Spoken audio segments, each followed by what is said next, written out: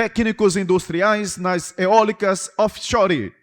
O palestrante convidado é Sérgio Augusto Gomes Coelho, mestre em planejamento energético, engenheiro mecânico, subsecretário adjunto de Energia da Secretaria de Energia e Economia do Mar do Estado do Rio de Janeiro. O mediador será o conselheiro federal Vicente Carneiro Cardoso, técnico industrial e representante do Estado do Rio de Janeiro no plenário federal e secretário de Políticas Energéticas do município de Macaé. Neste momento, faz a apresentação do palestrante convidado. Sérgio Augusto Gomes Coelho, engenheiro mecânico de formação e mestre em planejamento estratégico, formado pela coordenação de pós-graduação e pesquisa de engenharia da Universidade Federal do Rio de Janeiro. Atualmente exerce a função de subsecretário adjunto de Energia na Secretaria de Energia e Economia do Mar do Estado do Rio de Janeiro, onde atua com foco no aumento da participação das energias renováveis na matriz elétrica do Estado, com destaque para o desenvolvimento de um projeto piloto de eólicas offshore em parceria com a Petrobras. Sejam todos bem-vindos a essa palestra, momento de desenvolvermos o conhecimento através do doutor Sérgio Augusto, e com muita capacidade, sem dúvida nenhuma, vai agregar bastante nessa manhã. Quero primeiramente agradecer o gentil convite do Vicente, agradeço também o conselho, para mim é uma honra estar aqui.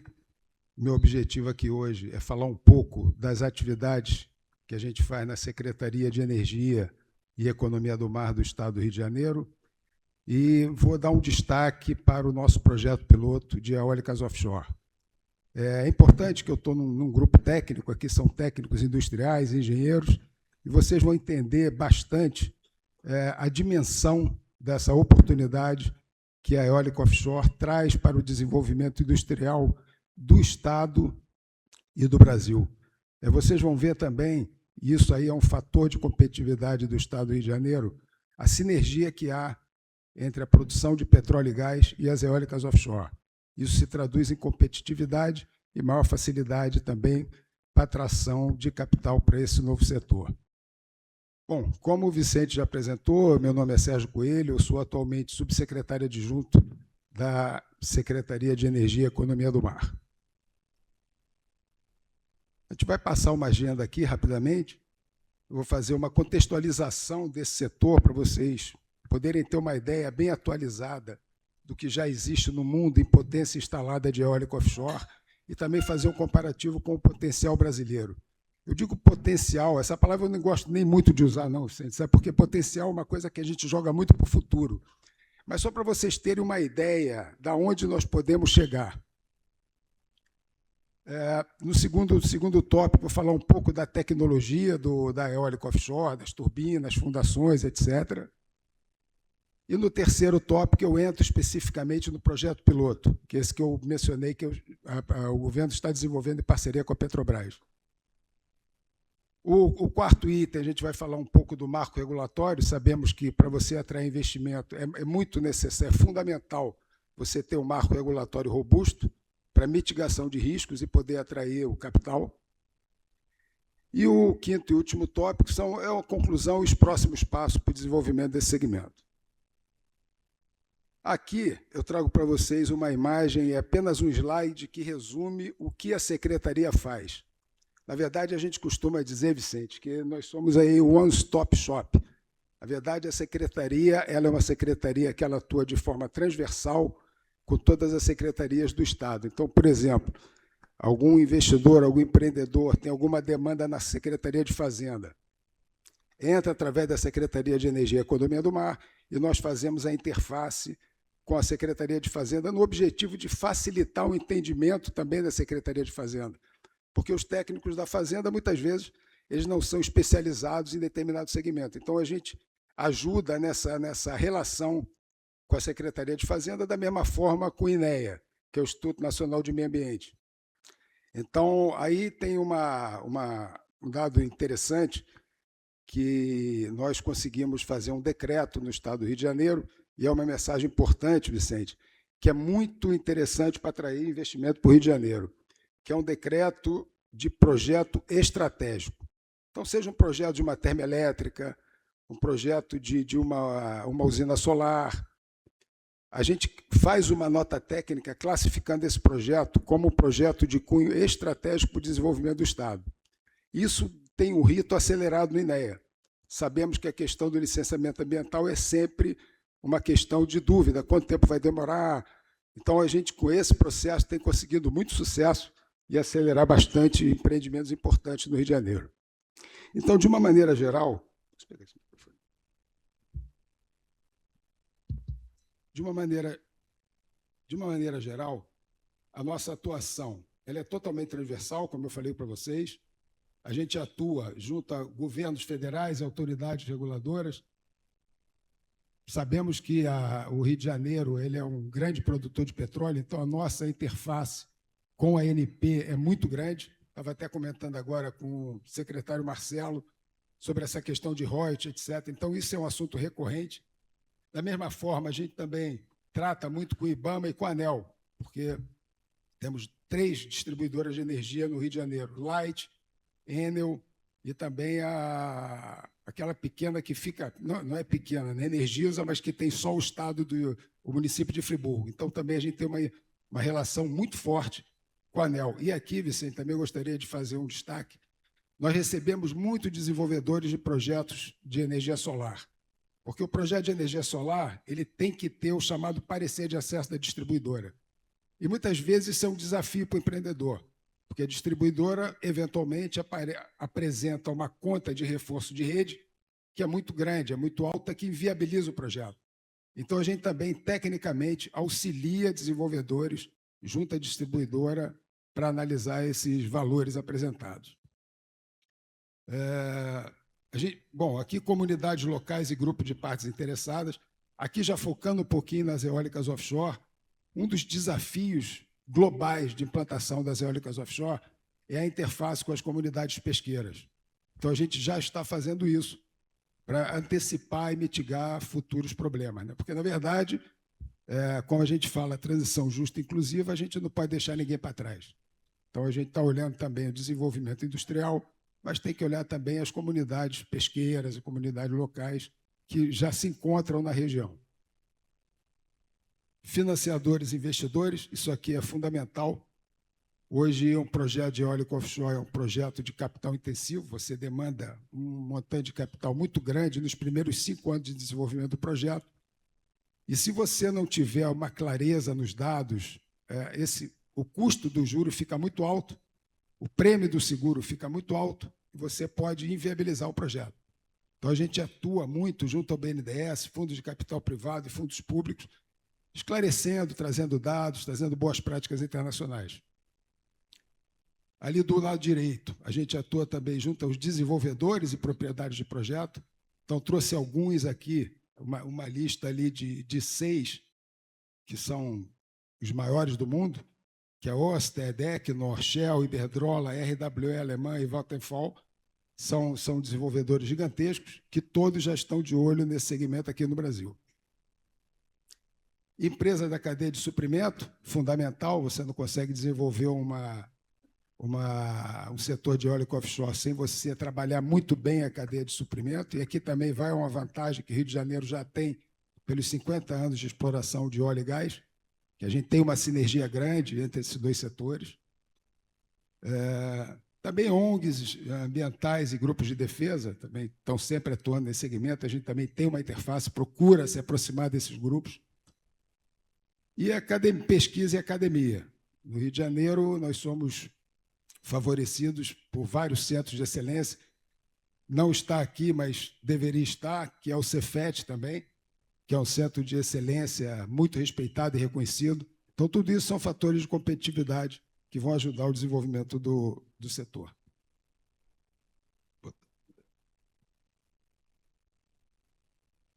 Bom, isso aqui é um slide apenas para trazer um nivelamento sobre o que é o cenário energético do Rio de Janeiro. Então, o Rio de Janeiro hoje produz 77% de todo o gás natural produzido no Brasil, 89% de todo o petróleo produzido no Brasil.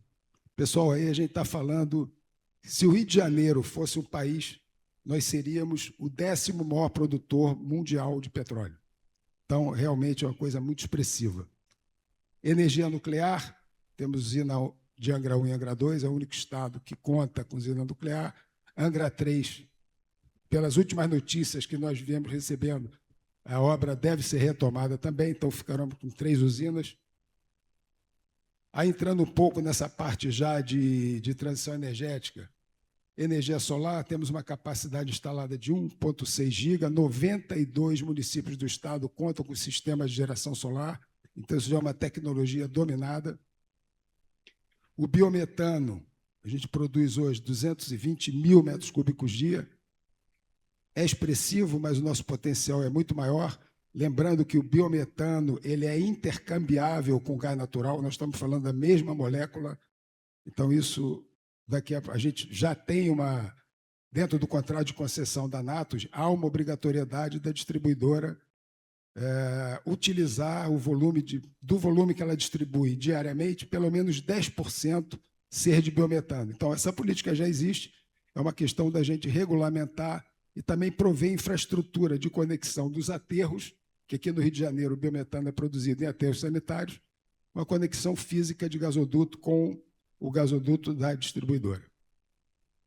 Geração termoelétrica, nós também nos destacamos, somos o segundo em capacidade instalada, com 7 gigawatts, isso, evidentemente, devido à grande expressiva produção de gás natural do Estado.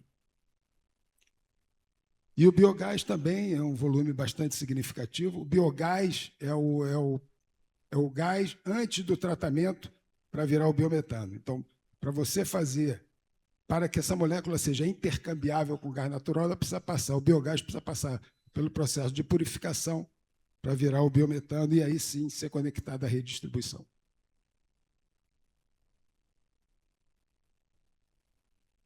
Aqui, pessoal, é um gráfico para dar uma ideia, porque quando a gente fala em transição energética, Vicente, a gente fala assim, então, qual é a ideia, assim, de uma maneira geral? Não, nós vamos abandonar os combustíveis fósseis e agora vai ser tudo renovável.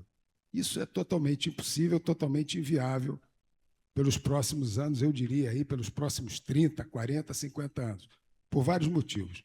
O primeiro motivo é que a energia renovável, solar e eólica principalmente, elas não são as chamadas despacháveis. Tem energia solar quando tem sol, tem energia eólica quando tem vento. Então, a gente não é uma garantia firme que a gente consiga realmente despachar a hora que a gente quer, não é assim. A gente vai conseguir com o desenvolvimento de sistemas de bateria, que já está crescendo muito, é uma nova frente de tecnologia que vai acontecer, mas hoje não é assim. Então, agora eu vou até lembrar, eu estou lembrando do Energy Summit que aconteceu no Rio de Janeiro. O Energy Summit é um evento promovido pela MIT, aconteceu há uns 4 meses no Rio de Janeiro, e tinha um representante do governo americano que foi questionado sobre essa questão da transição energética, falando que o Trump está estimulando a produção de petróleo e tal, e tal, e tal. Ele trouxe um dado muito importante que eu gostaria de trazer para vocês também, é uma constatação. Ele falou o seguinte, que desde que o ser humano apareceu, que o homem apareceu na Terra, o Homo sapiens, 200 mil, 300 mil anos atrás, o único combustível que se deixou de utilizar foi o óleo de baleia, é verdade. Esse gráfico aqui mostra isso.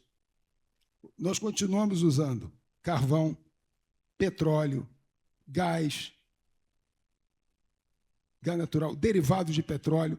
Essa faixinha aqui, esses aí são basicamente os últimos 20 anos. Essa faixinha verde aqui embaixo, quase colada no eixo X aqui das datas, é o solar, eólica e outros renováveis. O que isso mostra? A gente tem muito caminho ainda para crescer. É uma jornada que está apenas começando. Na verdade, a transição energética seria mais uma integração energética. E cada país tem cada geografia tem sua realidade. E no Brasil, Vicente, nós temos a grande vantagem de sermos grandes produtores de petróleo e gás natural. Isso nos dá resiliência energética e, com isso, você consegue atrair investimentos. E aí, um outro dado importante também, que eu sempre gosto de trazer, é que a demanda mundial hoje por petróleo são 100 milhões de barris dia. Se a gente fizer um exercício de imaginação, 2050 não vai ter mais combustível fóssil para transporte. Ok. Então, dos 100 milhões, 70 milhões são usados hoje para transporte, basicamente.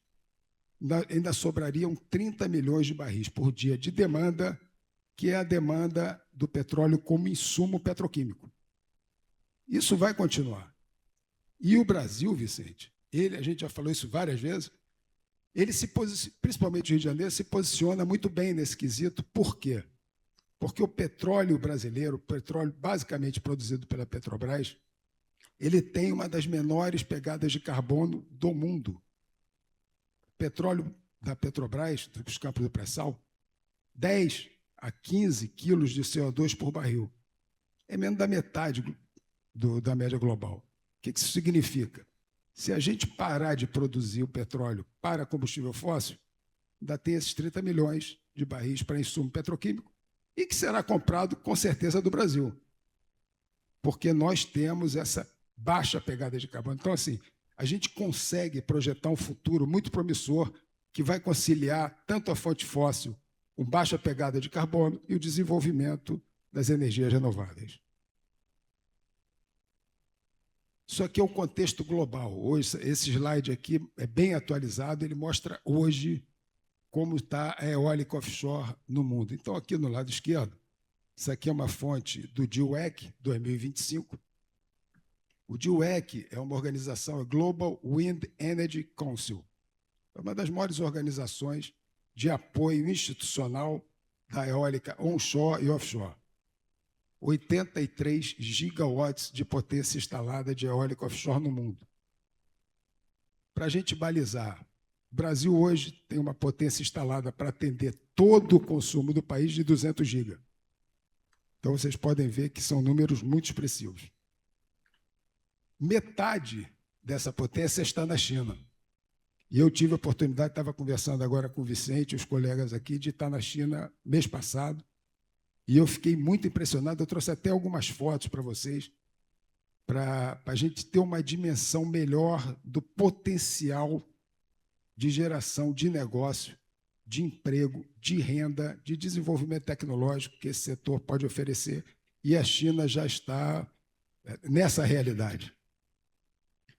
Bom, tirando a China, você tem, aí vai para a Europa, o Reino Unido com 15 GB, a Alemanha com 9 GB e os outros países. Basicamente, aqui são países europeus, Holanda, França, etc., com 18 GB. Aqui no lado direito, eu trago um gráfico que exemplifica o compromisso assumido na COP28. Que os cientistas chegaram à seguinte conclusão: para a gente conseguir ter a ambição de conseguir chegar nas metas pactuadas no Acordo de Paris, nós teríamos que triplicar até 2030 a potência instalada em energia renovável. É um desafio gigantesco. Porém, nós aqui no Brasil podemos muito fazer a nossa parte. Isso é um impulsionamento global, então existe essa consciência dessa necessidade. E aqui vamos falar do Brasil. Tá, mas qual é o potencial brasileiro? Esse dado que eu trago aqui são 104 projetos de usinas eólicas offshore que já deram entrada no IBAMA com pedido de licenciamento. Isso aqui representa mais ou menos 247 GB de potência instalada. Vamos lembrar que o Brasil todo, para atender todo mundo, setor industrial, setor comercial, as pessoas, são 200 GB instalados. É evidente que a gente não vai nunca chegar nisso aí, porque talvez chegue, talvez não sei lá, não sei quantos anos, mas é só para ter uma referência da capacidade que nós temos, né? O espaço que a gente tem para se desenvolver. Aqui embaixo o potencial total é de 700 GB. Projetos, 247 GB. Já estão lá dentro do IBAMA. Mas o potencial total, 700 GB em águas rasas. Por que em águas rasas? Porque até 50 metros de profundidade, A tecnologia de fundação do eólico offshore é a chamada monopile. É um grande tubulão cravado. A partir de 50 metros, você tem que usar uma tecnologia flutuante, que é muito mais cara, e essa tecnologia ainda está no começo do seu desenvolvimento. Investimento potencial de 900 bilhões. Isso aqui são dados, claro, não dá isso aqui. Imagino que isso não irá acontecer tão cedo. São 3 regiões com potencial de produção. A região Nordeste, com 50 projetos. A região Sudeste. Da região Sudeste, na verdade, o Rio de Janeiro é o único que tem potencial aproveitável, porque são ventos acima de 7,5 metros por segundo. E esse potencial está na região dos amigos aqui, perto de Macaé, perto de Campos, perto do Porto do Açu, que é justamente a infraestrutura portuária necessária para o desenvolvimento dessa tecnologia. Então, quando a gente fala em potencial sudeste, nós estamos falando do potencial do Rio de Janeiro. E a região sul, com 32 projetos, 84,4 GB de projetos em licenciamento.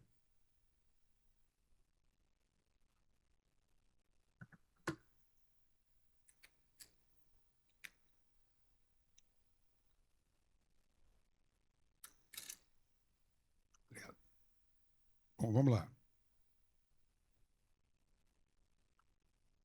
O que acontece? Como é que se constrói um parque eólico offshore? Isso aqui é uma linha de tempo para vocês terem uma ideia do prazo de desenvolvimento de um projeto. Primeira fase é a localização e licenciamento. Isso demora de 3 a 5 anos. Então, quando a gente fala do projeto piloto, Sérgio, mas esse negócio está longe, até desenvolver a tecnologia. Mas não, projeto piloto, isso já está acontecendo. A Petrobras já está contratando, eu vou mostrar mais na frente, já está contratando serviços de geotécnica, geofísica, a empresa que vai fazer o estudo ambiental, a compra de cabos. Então, isso, na verdade, já é uma realidade. Essa primeira etapa aqui, que é a localização e licenciamento, é a parte mais importante. E aí entra muito a questão técnica, a questão industrial, a questão eletrônica. Por quê? Porque é aqui que você faz as medições. Aqui que você identifica o melhor local, onde você vai botar a turbina, onde tem o melhor vento, qual é o tipo de solo que você vai encontrar naquele site, naquela coordenada específica, porque você imagina que são estruturas gigantescas, se você não tiver um solo firme, essa tomba mesmo, isso já aconteceu em vários locais do mundo. Então, essa fase ela é muito importante, e essa fase que vai mostrar o tipo de risco de cada projeto. Quanto mais dados forem desenvolvidos nessa fase, mais barato vai ficar o financiamento, mais barato vai ficar o seguro, e você vai ter a maior capacidade de atração de capital e implantar o seu projeto. Na fase de pré-construção, você continua ainda com as análises de vento, aí entra muito a questão das fundações, processos regulatórios, a questão do desenvolvimento ambiental. Durante a fase de construção, isso tudo está acontecendo, né? Você está instalando e tal, mas você precisa continuar monitorando. Condições de mar, ondas, correntes, qualidade da água, ruído. Aí você tem uma interface muito grande com os mamíferos marinhos, que o ruído atrapalha muito o sistema de orientação desses animais. A operação de uma usina dessa é de 20, 25 anos. Você, da mesma forma, tem que continuar acompanhando diariamente esse processo, tem que ver se a potência que está sendo... A energia que está sendo produzida é energia de projeto, se precisa de algum ajuste ou não. E, por fim, o descomissionamento, que é uma fase que leva 2 anos, também vai acontecer 25 anos ou 28 anos após o início do projeto. Isso aqui resume bem o que é um parque eólico offshore, quais são os principais componentes. Então, você tem aqui, você, da esquerda para a direita, você tem a fundação flutuante. A fundação flutuante ela é ancorada, vocês veem aqui que ela tem 3 âncoras, o cabo de energia, esse cabo preto aqui, descendo verticalmente, ele é enterrado numa calha aí de 2 metros para prevenir acidentes com âncoras, etc. Depois, a figura 2, ela é uma fundação jaqueta. Essa fundação, aqui no Rio de Janeiro, a gente tem toda a tecnologia do mundo para construir, que as primeiras plataformas fixas foram todas de jaqueta, então, e aqui é uma estrutura muito menor. A figura 3 mostra a fundação que eu falei para vocês, que é a Monopile. Essa fundação, como eu falei, é um grande tubulão. Hoje, 80% de todas as fundações do mundo são do tipo Monopile. Agora, já está se avançando um pouco para as flutuantes, porque em várias regiões do mundo, essa parte de água mais rasa ela já está tomada. Então, você tem que procurar outras fronteiras, e aí está se desenvolvendo essa tecnologia. Mas isso não vai ser o caso brasileiro por enquanto. Nós ainda temos muito espaço em águas rasas para instalar esses sistemas. A figura 4 é uma subestação offshore, também cravada no Monopile. Essa subestação offshore tem a função de receber energia produzida pelo parque, transformar e mandar para, através dali no figura 5, chamados cabos de exportação, e são os cabos que vão conectar no grid onshore. Esse, basicamente, é o arranjo de uma eólica offshore típica. E cada etapa tem as suas particularidades. Então, aqui, como eu falei, remontando aquela primeira imagem que eu mostrei da linha de tempo, na parte 1, que é o desenvolvimento, instalação, operação. Então, você tem todos esses componentes atuando. Começa lá em cima, aquele avião fazendo verificação de aves. Depois você tem aqui ainda em vermelho, passo 2, que é esse navio fazendo environmental surveys. Passo 3, essa torre medindo condições meta-oceânicas e também condições de vento. Essa figura 3 aqui, Picture 3, que é um chamado LiDAR offshore, é um equipamento que está sendo muito utilizado hoje. Ele tem uma precisão de medição de vento muito grande, vai até 300 metros de altura. Então, vocês olham que vocês têm um conjunto de ações e de tecnologias funcionando junto apenas na primeira fase. Aqui eu já trago um pouco mais de detalhe. Aqui, esse navio aqui chama atenção para essa figura 1.6, que é a instalação de turbina, aqui azul. Esses navios hoje, você não consegue um navio desse disponível. Esses navios estão na China ou na Europa com a agenda toda tomada. Então, já existem companhias no Brasil que já estão estudando a construção de uma embarcação dessas aqui no Brasil. Aqui, Vicente, estou falando de coisa de $1 bilhão. Também é uma atividade enorme para a indústria naval. Esse navio aqui, 1.5, Offshore Cable Installation, não é diferente dos navios que já operam aqui na Bacia de Campos de instalação de cabos submarinos para a produção de petróleo. Então, já existe uma sinergia enorme. Ali em roxo, 0132, Service Operation Vessel, da mesma forma. Temos muitas embarcações dessas já operando no setor de óleo e gás que poderão ser utilizadas. Aqui embaixo, mas no finalzinho, Crew Transfer Vessel, para trazer e levar a equipe. Temos também muitas embarcações. Então, são vantagens que o Rio de Janeiro já tem instaladas. A turbina eólica offshore é basicamente isso aqui. Não vou entrar nesses detalhes, vocês são técnicos, devem conhecer melhor que eu, mas é um conjunto gigantesco. Essa parte de trás tem o nome de nacelle, que é uma grande cobertura, que aí fica o gerador, fica as caixas de redução, as caixas de engrenagem, transformadores, etc. Só para dar uma ideia de dimensão para vocês, numa turbina de 18 mega, essa nacelle, que é essa caixa, tem 12 metros de altura e pesa mais de 500 toneladas. Isso aqui é um exemplo também, né? É uma fundação, como eu mostrei para vocês, uma fundação jaqueta, com a corrosão. Você vai ter que ter a proteção à corrosão, etc. Lá em cima é o acesso da equipe de manutenção, como é que se faz. Então, quando você olha uma peça dessa, você imagina a quantidade de itens, de tecnologia, de siderurgia, de pintura, de corrosão, de montagem no porto, de transporte. Quantos serviços agregam apenas um componente desse?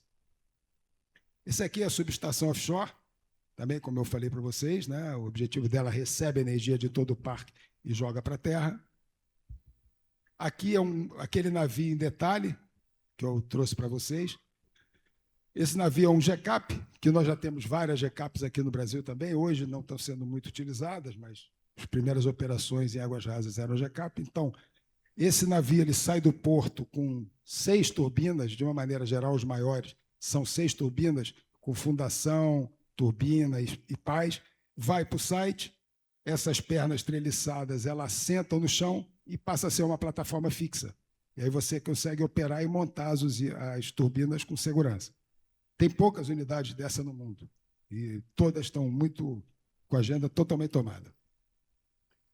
Aqui é um pouco, né, a quantidade de sistemas de sensores integrados para você, ainda naquela primeira fase, para você ter certeza da qualidade do vento, da qualidade do fundo do mar, onde você coloca cada turbina. Isso é o chamado micrositing, que é fundamental para uma boa produção de energia do teu sistema. Tá? E aqui, esse aqui eu trouxe só para dar um exemplo para vocês. A fonte é a fonte bem atualizada, 2025, da Axis. A Axis é a fabricante desse equipamento, que é o chamado Floating LiDAR. É um LiDAR montado numa boia flutuante ancorada. Então, ela fica ali em tempo real, mandando os dados de vento, de condições de pressão atmosférica, temperatura, condições de mar. E aqui do lado esquerdo, vocês têm uma ideia de apenas os sensores padrão que uma unidade dessa traz embarcada. Então, você tem sensor, velocidade de vento, pressão atmosférica, temperatura do ar e umidade, radiação solar, medições direcionais de onda, perfilador de corrente, temperatura de água, condutividade, salinidade, sensores opcionais, sensores para aves e morcegos. Ele também fica medindo, isso também é um impacto grande, porque a gente participa de discussões. Ah, mas a ave, tem que medir para ver. Tem ou não tem? Temos que saber se tem e como mitigar. Não adianta sem medir. Né? Então, a incerteza custa caro. Então, a medição ela dá uma segurança para o investidor de avançar e até ajuda o órgão ambiental a tomar sua decisão de dar licença, porque os dados estão ali comprovados. Não tem achismo. Qualidade da água, outros sensores personalizados. Então, aqui é um pouco da especificação técnica do equipamento, vou passar.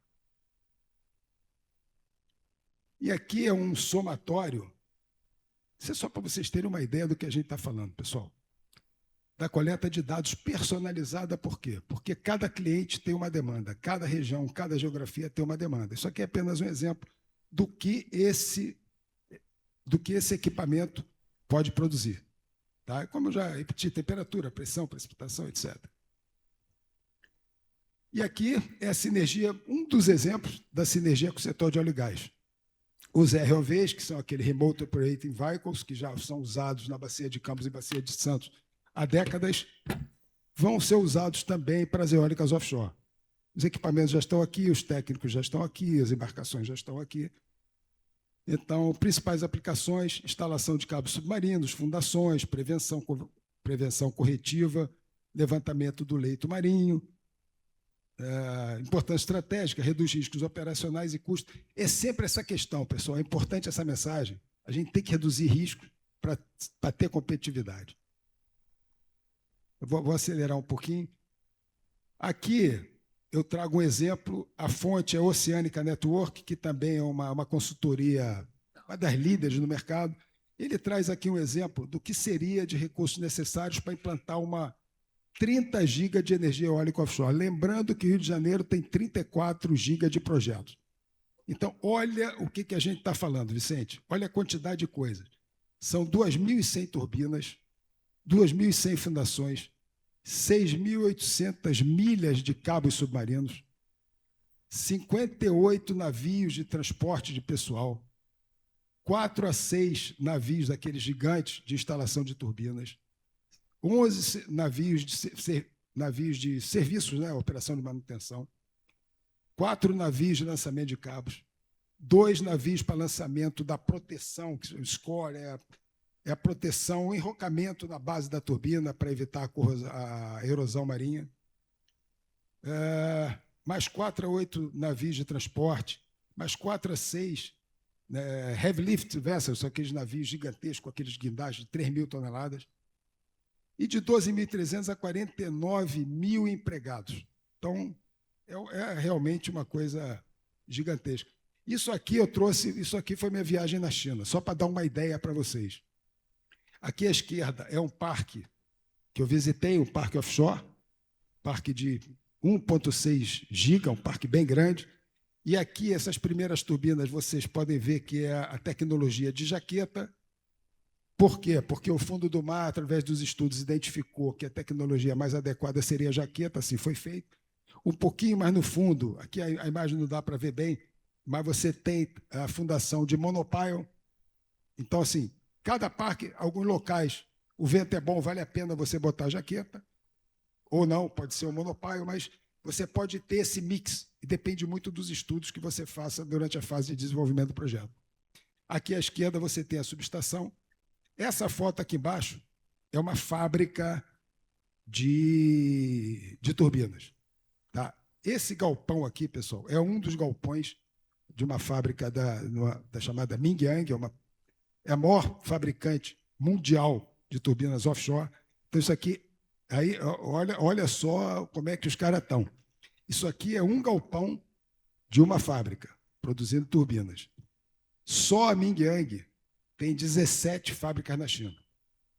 Iguais a Mingyang, tem 8 ou 10. Então, vocês podem imaginar a dimensão do que a gente está falando. Isso não começou muito tempo, não. Estamos falando de 20 anos. Então, é uma coisa assim que tem um espaço muito grande e já é uma realidade. Não é nenhum rocket science. Estamos inventando, não, já existe. Essa aqui é um desenho, é uma tecnologia que a Mingyang desenvolveu, já está em prática, para mitigar a questão do impacto com os pescadores. Eles desenvolveram esse curral que aproveita a estrutura da jaqueta para a criação de peixe.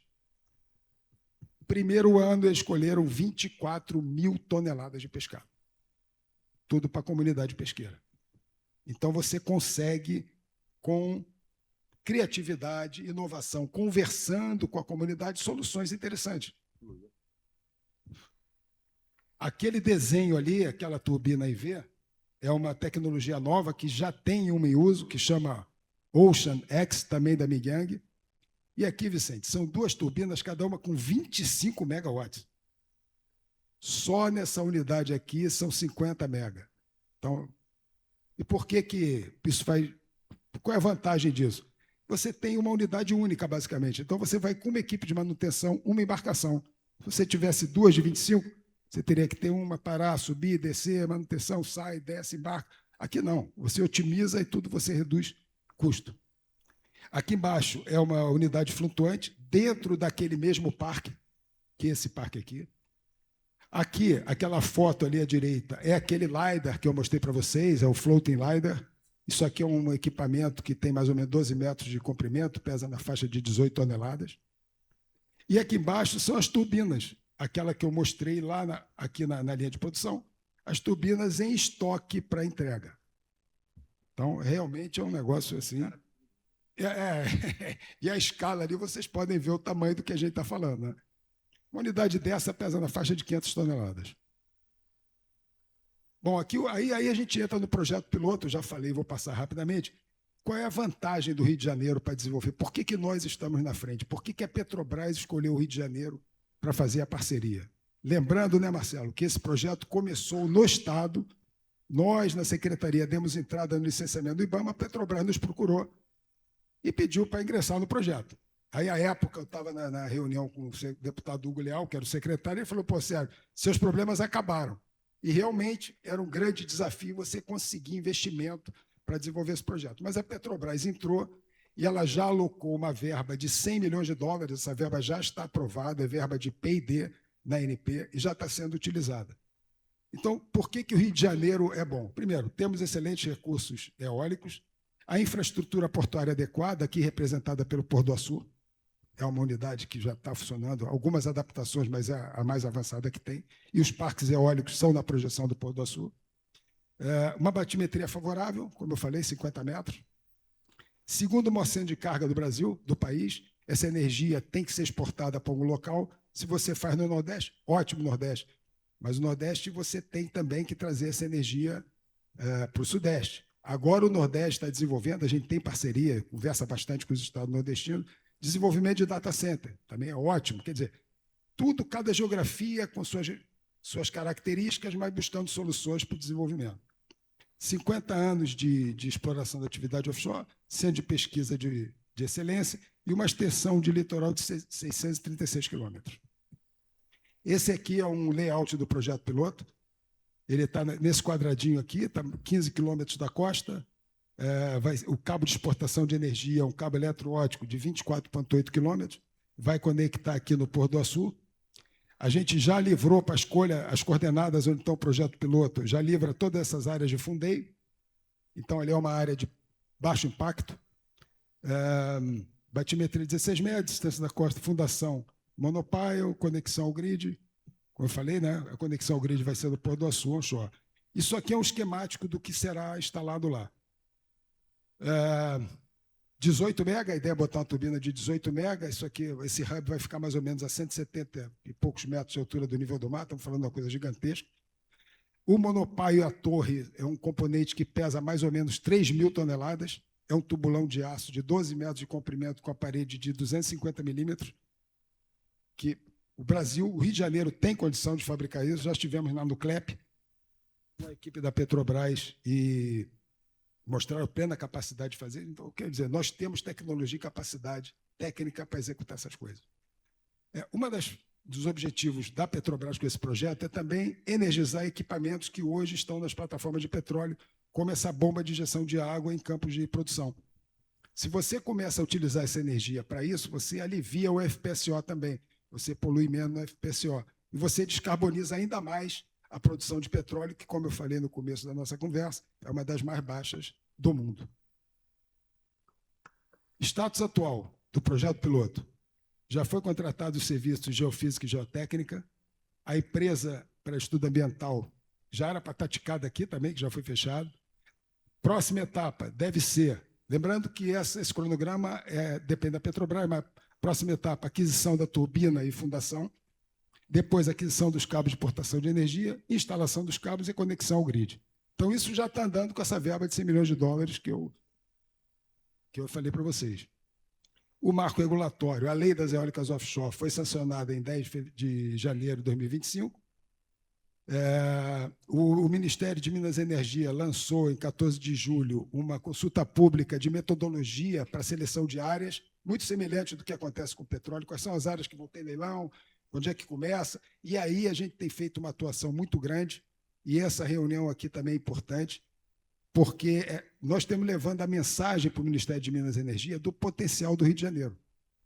Vai ter que ter uma primeira área para licitar. Então, nós mostramos que a área tem que ser o Rio de Janeiro, por tudo isso que já foi apresentado, qualidade técnica de pessoal, etc., etc., e mitigação de riscos. Então, é um esforço nosso do Ministério. Isso não é uma tarefa fácil.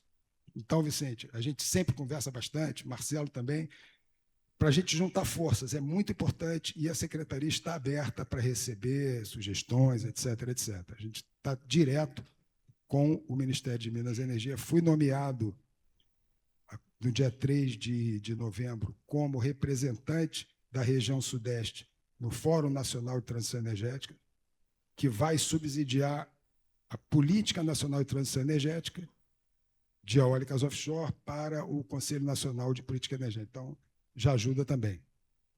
Dia 15 de outubro, o deputado Hugo Leal promoveu uma audiência pública com o seguinte sentido: cara, já aprovou a lei, e aí? Cadê? Precisamos sair do papel. Como eu te falo, vamos sair do PowerPoint para o mar. Então, foi uma audiência pública para colher subsídios. O que está faltando? Por que está demorando, etc. Tá? Oportunidades aqui, eu já falei, mas o projeto piloto serve como sandbox regulatório. A partir da experiência do projeto piloto, a gente pode orientar a política pública do setor como um todo. Criação de uma nova política industrial para atrair cadeia de suprimento. Como eu falei, cara, isso aqui, a indústria tem que estar aqui, você não consegue transportar um componente desse tamanho por estrada, tem que estar no Estado. A neoindustrialização, né? A produção de energia a partir da eólica offshore você pode usar para produzir hidrogênio verde, que vai ser usado como insumo para produzir aço verde, fertilizante verde, etc. A descarbonização das atividades de petróleo e atender a demanda de data centers, que é a nova demanda que está chegando aí. Próximos passos. Concluir o marco regulatório. garantia de compradores de energia, a gente tem que ter os tomadores dessa energia vai ser vendida para quem, a que preço? Investimento na extensão do sistema de transmissão, é uma carga muito grande, a gente precisa ter infraestrutura de transmissão. Desenvolvimento da cadeia de suprimentos, vocês viram aí os componentes, a gente precisa trabalhar a indústria naval, etc., para ter capacidade de atender isso, capacitação da mão de obra. A conclusão, para fechamento, último slide, o sucesso da eólica offshore exige planejamento robusto e cronogramas claros. Ninguém vai investir, a exemplo do que foi o petróleo, ninguém vai investir se não tiver uma política pública de longo prazo. Boas práticas internacionais aumentam a confiança dos investidores. Vamos trazer o que já é conhecimento, tecnologia nominada fora do Brasil. O Brasil tem condições estruturais para liderar globalmente esse setor, não há dúvida nenhuma. Somos um país amigo com potencial gigantesco. E, por fim, a cooperação institucional. Muito do que a gente está fazendo aqui, Vicente, isso é muito importante, que é Estado, indústria, academia para o desenvolvimento de uma cadeia de suprimento robusta. Eu gostaria de encerrar com essa frase do Dweck, que eu acho que é bem emblemática, que diz o seguinte: a better future for wind is a better future for the road. Pessoal, era isso. Muito obrigado aí.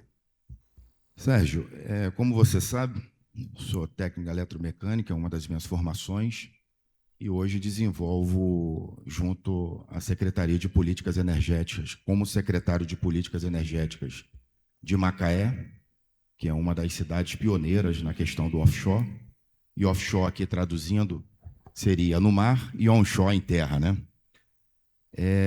E eu vi aqui na sua explanação, belíssima explanação, que em todos os cenários, desde a localização até o descomissionamento, a gente gera muito emprego. E, sem dúvida nenhuma, emprego para os técnicos industriais. E o objetivo dessa indicação a você era a certeza de mostrar, como papel do conselheiro federal, representando o Estado do Rio de Janeiro, novas possibilidades de emprego. E é importante a gente traduzir aqui de uma maneira objetiva, trazendo para os técnicos industriais de todo o Brasil, especialmente de eletrotécnica e eletromecânica, e outras formações afins, que existe um cenário muito promissor e que nós, como técnicos industriais, precisamos estar atentos a essa mobilização internacional. E eu queria que você ilustrasse, dentro das possibilidades, um número equivalente, você citou ali mais ou menos, de geração de empregos diretos e indiretos nesses projetos. Vicente, é um prazer.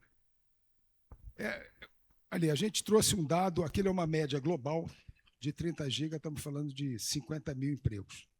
Essa seria uma métrica para a gente, se você dividir isso aí, 50 mil, cada giga, 2 mil empregos, 3 mil empregos, mais ou menos. Só que esse emprego ele vai ser gerado, eu te falei, no local que a gente tenha mais competitividade, mais sinergia. E aí entra a cidade de Macaé, entra a cidade de Campos, entra o Norte Fluminense, Porto do Açu, que a gente já tem essa mão de obra e já está havendo uma migração. A gente já está observando, por exemplo, nessa questão do survey, empresas que contrataram agora com a Petrobras já estão mobilizando a equipe para atender o comecinho, que é o projeto piloto. Mas você já começa a demandar uma necessidade de mão de obra. E aí, Vicente, eu queria trazer um outro dado que até esqueci de falar aqui, que é muito importante, que tem a ver com toda essa nossa capacidade técnica industrial aqui no Estado do Rio de Janeiro, que a gente precisa trabalhar o desenvolvimento do conteúdo local para essa indústria. E o conteúdo local, ele vai levar em conta também a nossa capacidade técnica de mão de obra. Então, aí peço a sua ajuda e coloco a secretaria inteira à disposição para a gente endereçar esse assunto em Brasília. Falou, você vai soltar um leilão, mas tem que ter um conteúdo local específico. Cara, a gente tem técnicos capacitados no Rio de Janeiro. Então, uma parte dessa mão de obra tem que ser alocada aqui. Nós não somos contra importar equipamento, absolutamente. Seria contraproducente. Mas nós somos contra trazer um pacote fechado com tudo dentro de um navio, instalar e vai embora. Isso nós não queremos de jeito nenhum. Então, aí, Vicente, eu acho que, respondendo a sua pergunta, eu diria que 3 mil a cada giga. Tá? Lembrando que são empregos qualificados, são empregos que geram um efeito renda muito grande na sociedade. E são projetos de longo prazo, né? Então, você tem na fase de desenvolvimento, depois você tem a fase de operação e manutenção, na fase de descomissionamento. Nós estamos falando de um ciclo de vida muito semelhante ao do petróleo. Inclusive, um outro dado importante, a exemplo do petróleo, desde a descoberta ao primeiro óleo, estamos falando de 8 a 10 anos. E eólica offshore, pessoal, é exatamente a mesma coisa. Desde a tomada de decisão de investimento até o seu descomissionamento, até a produção do primeiro elétron, é 8 a 10 anos. Então, é um período que nós temos tempo para ir trabalhando todas essas questões. Bacana. Alguém levantou a mão? Nossa, já está aqui o professor. Por favor, já está com o microfone. Bom dia a todos e a todas. Sérgio, parabéns pela brilhantíssima apresentação. E fiquei encantado. Eu sou o professor Lalemar, eu sou do CRT-RS, CRT do Rio Grande do Sul, e fiquei realmente encantado com a sua apresentação, com as suas informações que nos encantaram e principalmente nos colocam, né, no jogo. Saímos da arquibancada e temos toda a possibilidade de sermos atores. Eu tenho uma curiosidade rápida, né? Qual é a relação de custo entre uma offshore e onshore? Eu tinha o dado que era 5 vezes mais cara. Claro que isso tudo compensa por uma série de outras questões, mas qual é o verdadeiro valor da offshore para onshore, a diferença de instalação? Uma mesma potência. Obrigado. Obrigado, professor. Obrigado pela pergunta, obrigado aí pelo feedback. Fico feliz de ter dado a contribuição. E é verdadeira. Bom, depende muito da região, professor. Se você pegar hoje os leilões de eólica offshore no Reino Unido, ele já está no 7º leilão. O 5º leilão, a eólica offshore foi mais barato que a eólica onshore. A eólica onshore, na Europa, ela está enfrentando problemas sociais grandes. Então, as dificuldades estão aumentando muito. Isso aumenta o custo. No Rio de Janeiro, não teremos esse problema, porque a gente já está com todo esse aprendizado que vem de fora. Então, assim, hoje é bem mais caro. Hoje é bem mais caro. Mas como nós estamos começando o desenvolvimento, e aí vamos lembrar que quando começou a eólica onshore, 2002, com o projeto Proinfa, que foi fruto daquela crise energética de 2001, se criou Proinfa. Eu fiz uma atualização pelo PCA recentemente e o custo da energia da eólica onshore naquela época, a valores de hoje, dava mais de R$1.000 por megawatt-hora. E hoje já está em 90. Estamos falando de 20 anos. Então, professor, não tenho dúvida nenhuma, toda tecnologia nova é cara. O maior impacto do custo de uma eólica offshore é o custo de capital, porque os 5 primeiros anos você faz um desembolso muito grande. E aí, se você tem uma percepção de risco elevada, como eu falei, o custo do capital aumenta muito. A cada 1% que você aumente o custo de capital de um projeto desse, você aumenta em 8% o valor total do CAPEX. Então, a gente tem que trabalhar a mitificação. Hoje é caro, mas eu não tenho dúvida nenhuma que a gente vai ser competitivo no futuro breve. Só dar um feedback aqui para o pessoal. Eu acabei de ser informado que, pelo tempo, a gente vai fazer só mais 2 perguntas. Eu não sei como está a divisão aí, tá bom? Quem está com o microfone? Anchieta? Eu já estava aqui antes. E o Alex Ferro também já estava lá. Pode ir. Posso? Bom dia, professor Sérgio. Bom dia, meu colega conselheiro. Bom dia, conselheiros presentes. Professor Sérgio, a minha preocupação primeira foi exatamente na questão do preço. Realmente, se é competitivo, ele vai demorar muito por conta disso. Então, inclusive, já atendido um pouco do meu antecessor que perguntou. Mas assim também nós temos lá no meu estado, que eu sou nordestino, sou do Piauí, sou conselheiro federal, nós estamos lá com um projeto para 17 bilhões para os próximos 5 anos, com uma previsão de empregabilidade muito grande. Eu gostaria de saber se, de repente, os investimentos que estão acontecendo no Nordeste, como no Piauí, que está hoje gerando 1.000 megawatts em instalações eólicas e térmicas superando 5 vezes a uma hidrelétrica que nós temos lá no próprio estado. E outra vantagem é que nós temos na região o sistema de 500 mil, subestação bem próximo dessa geração. Isso vai influenciar muito na hora de fazer a opção? Muito obrigado. Opa, obrigado, professor. Sim, isso é um fator, essa infraestrutura é fundamental. Eu diria que o grande desafio hoje do Nordeste, estamos falando de quantidade de energia muito grande, é você ter uma demanda. E um potencial enorme para o Nordeste são os data centers. Porque o data center ele é um consumidor de energia gigantesco. Só para dar uma ideia para vocês, está sendo construído um data center agora nos Emirados Árabes pelo dono do ChatGPT, que são 5 GB, 1/3 de Itaipu, a demanda de energia. Então, eu acho que o Nordeste tem uma opção muito boa de aproveitar essa energia para a industrialização local e também para os data centers, porque você tem ali, está mais próximo da Europa, dos Estados Unidos. Eu não saberia dizer para você agora como é que é a instalação de cabos óticos de exportação de dados, mas eu sei que no Ceará tem muito.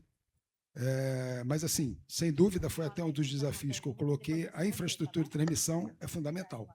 Então, já contar com uma rede dessa instalada é um fator muito positivo para a redução de custo. Alex Ferro, Alagoas. Bom dia, Alex Ferro, sou diretor financeiro do CRT03, sou de Alagoas. O que me chamou a atenção aí foi a questão do volume de investimento necessário para você colocar um sistema, digamos, uma usina de geração dessa em operação. Sabemos que o Brasil tem uma matriz energética muito ampla, que com um custo menor do que seria instalar uma usina dessa. E o outro fator é aonde ser consumido essa energia, porque hoje, principalmente no Nordeste, como o companheiro falou anteriormente, a gente tem uma geração de energia solar que está sobrando energia. Durante o dia está com esse problema lá da geração, que tem que parar a geração de energia das hidrelétricas porque não suporta o sistema.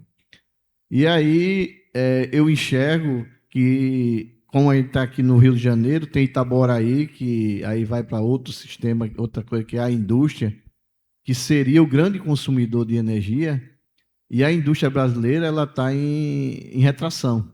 O grande gerador de emprego hoje para os técnicos seria a área petróleo, petrolífera e petroquímica, e a gente sabe que hoje praticamente está se importando tudo isso. A Petrobras, que seria o grande investidor de Itaboraí, ela praticamente desacelerou os projetos lá. Então, não seria mais interessante focar na produção de bens de consumo para poder ter esse consumo de energia aliado a isso, do que hoje a gente está sendo simplesmente um exportador de commodity? Então, o Brasil, aí é uma provocação que eu faço, o Brasil deveria voltar os olhos para a produção industrial, ao invés de estar preocupado hoje, muito foco em produção de energia, e não tem consumidor para essa energia. Então, a área petroquímica é uma área que ela gera muito emprego, bons salários e desenvolve o local onde ela está instalada. E o que a gente está vendo hoje na área petróleo e petroquímica é a redução das indústrias. Estão fechando e comprando produto já de transformação, importando isso, ao invés de estar produzindo dentro do Brasil. Aí, essa quantidade de energia e esse investimento, hoje ele é viável para um país que está sem investimento na indústria, para ter esse consumidor? Obrigado pela pergunta. Alagoas, gosto muito daquela terra. Ia muito, morei em Pernambuco, ia muito para Maragogi. Professor, deixa eu falar uma coisa para você. Não há demanda para essa energia hoje. Não há, definitivamente não há. Mas quando a gente fala de eólico offshore, nós estamos falando de um projeto piloto, que ele está começando. A gente está olhando. Se a gente quer ter alguma coisa no futuro, a gente tem que começar hoje. Então, tem até um ditado chinês que diz: o melhor momento para se plantar uma árvore foi há 20 anos atrás. O segundo melhor momento é agora. Então, hoje, se fosse para botar um parque em escala comercial, não há viabilidade. Ia ficar caro e não ia ter energia. Você vai vender para quem essa energia? É uma coisa para futuro. Você tocou num ponto importante, que é que nos motiva no Estado a apoiar o segmento de eólica offshore, que é a reindustrialização, é uma nova política industrial. Porque o Estado, Vicente, nos últimos 20 anos, ele reduziu a sua participação. A participação da indústria no PIB ela foi reduzida à metade nos últimos 20 anos e continua caindo. Então, a gente vê uma possibilidade de, pegando essa oportunidade da eólica offshore, de trabalhar o desenvolvimento dessa indústria. A questão da demanda é uma questão que vai ficar mais para frente. Mas, da mesma forma, essa pergunta é feita também, esse risco é considerado também pelos desenvolvedores, que são os aportadores de recursos no projeto. E eles estão acreditando. Então, qual é o grande papel nosso como sociedade? É apoiar. Então, esse tipo de conversa aqui, Vicente, é muito rico. Porque se eu tenho certeza, se a gente traz um desenvolvedor de projetos aqui, que vai ouvir isso que vocês estão falando, que vai ver a quantidade de técnicos que já existem no Rio de Janeiro, ele anima. Porque nem sempre essas informações chegam nos investidores. E outra coisa que a gente tem que lembrar, se a gente não dá sinais para o mercado hoje, esse recurso vai sendo depositado em outras geografias. E o Brasil pode ficar para trás. Depois que passou a onda, passou a onda. E essa preocupação eu tenho com o eólica offshore e tenho com o data center também. Porque o data center, a gente tem que estender o tapete vermelho agora. Porque depois que esse recurso está alocado, está alocado. Depois da cadeia de suprimento, vamos supor que a Argentina, não a Argentina, a Colômbia, que já está lançando um leilão aí de eólica offshore. Se ela botar a cadeia de suprimento lá na Colômbia, dificilmente você vai ter uma cadeia de suprimento dessa que eu mostrei para vocês no Brasil. Então, a nossa ideia é trabalhar para reduzir custo, para gerar demanda para essa energia no médio e longo prazo, para atracar essa cadeia de valor que vai gerar muitos empregos e desenvolvimento aqui no estado do Rio de Janeiro. Mas essa sua preocupação é uma preocupação de todos, realmente. Obrigado. Foram abertas mais 2 perguntas, parece aqui para Mário Jorge, aqui do Rio de Janeiro, e uma outra lá para o estudante. O estudante já está lá com o microfone, aí traz o outro microfone aqui, por favor, para o Mário Jorge. Por favor. Pode falar? Pode. Eu sou estudante de eletrotécnica do 2º ano e um fenômeno que a gente tem visto muito é o do curtailment, já comentado, né? Que é o excesso de geração e o consumo fora de hora, né? A demanda vem fora dos horários de pico, então acaba gerando essa defasagem entre a geração e o consumo. Vocês acreditam que as usinas eólicas offshore são uma solução para isso? E se são financeiramente mais viáveis do que pensar em usinas de armazenamento de energia como o BES? Opa, obrigado pela pergunta aí. É bom ter um estudante, é jovem, a juventude aí engajada, muito bom, parabéns. A eólica, a questão do curtailment, ela é uma questão que você tem um excesso de energia, então você teria que ter uma demanda para essa energia, né? O armazenamento por bateria é uma solução, que aí você vai armazenar essa bateria no horário de pico, essa bateria entra e você consegue o fornecimento aí regular de energia renovável durante o dia inteiro. A eólica offshore não vai resolver isso, porque a eólica offshore é o mesmo conceito de uma eólica onshore. Ela despacha, ela gera quando ela tem vento. Embora o fator de capacidade da eólica offshore seja maior, porque os ventos são mais constantes e menos interferência, mas não resolve. Teria que ter uma solução de armazenamento, sem dúvida nenhuma. E a questão das baterias também, o custo tem baixado bastante. E a gente está sendo muito procurado na secretaria por investidores que querem colocar projeto, até ter um leilão para sair aí de bateria, né, pelo Ministério. Então, essa questão está endereçada em Brasília e eu acho que, com certeza, com a bateria você mitiga muito essa questão aí.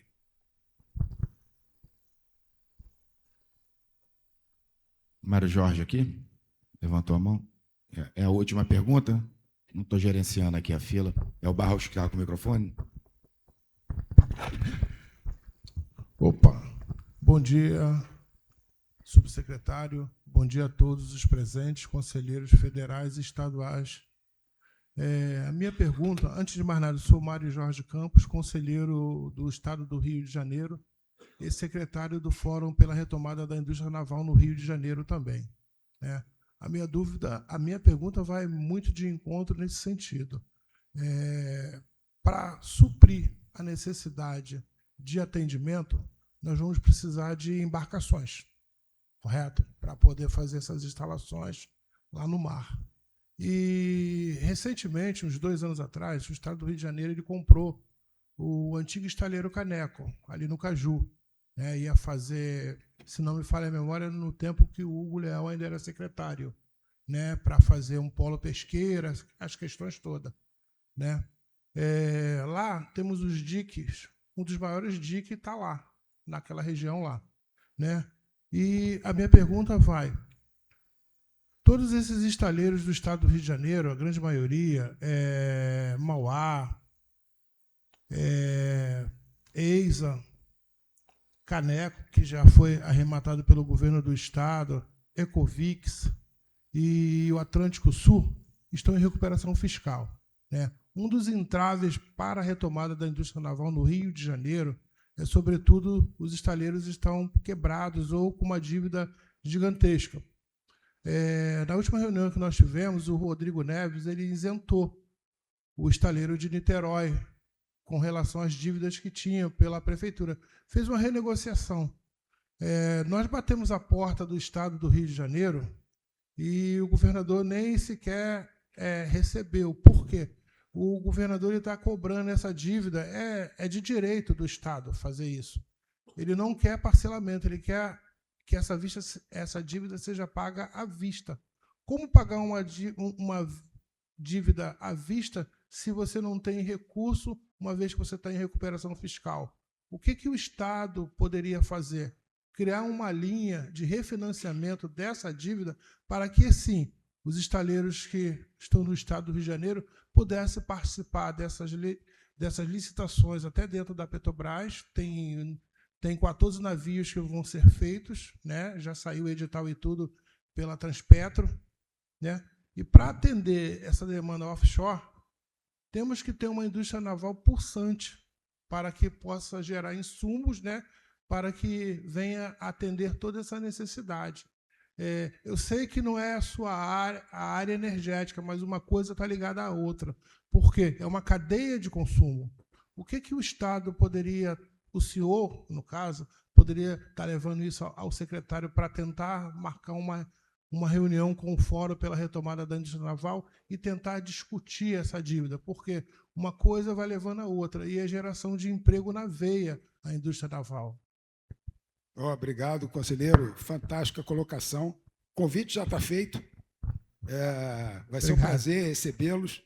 Lembrando que a Secretaria de Energia e Economia do Mar, e uma das questões nossas é a questão da indústria naval, é fundamental. Você, para desenvolver essa indústria, vai precisar de infraestrutura de indústria naval para produzir, não há dúvida nenhuma. E como eu falei no começo da nossa conversa aqui, a nossa secretaria é uma secretaria transversal. A gente gosta desse tipo de debate, que a gente recebe, pode receber vocês lá, a gente monta um documento e endereça isso com o ponto de vista também do desenvolvimento da energia. Por que é importante se olhar essa dívida do setor naval com atenção? Para nós não exportarmos essa cadeia de suprimento para outros estados e para outros países. Então, não é uma coisa simples, vocês sabem disso. A gente comprou o Caneco realmente, o Caneco está com o canal totalmente assoreado, já tem muitas discussões aí como a gente vai, para poder acessar o dia que você precisa dragar o canal. Então, isso está endereçado. Mas, assim, eu acho que o resumo aqui, eu gostaria de reforçar o convite. Temos um subsecretário, eu sou o subsecretário de Energia, tem o subsecretário de Economia do Mar, que é o comandante de Mar e Guerra, Marcelo Felipe, e tem o secretário técnico, que é o almirante Chaves, que também é muito ligado à indústria naval. Então, vamos agendar aí, a linha agenda vai ser um prazer. É uma questão muito importante de ser endereçada, sem dúvida. Conselho Federal dos Técnicos Industriais, Sistema CFT-CRTs. Técnicos industriais valorizados, sociedade protegida.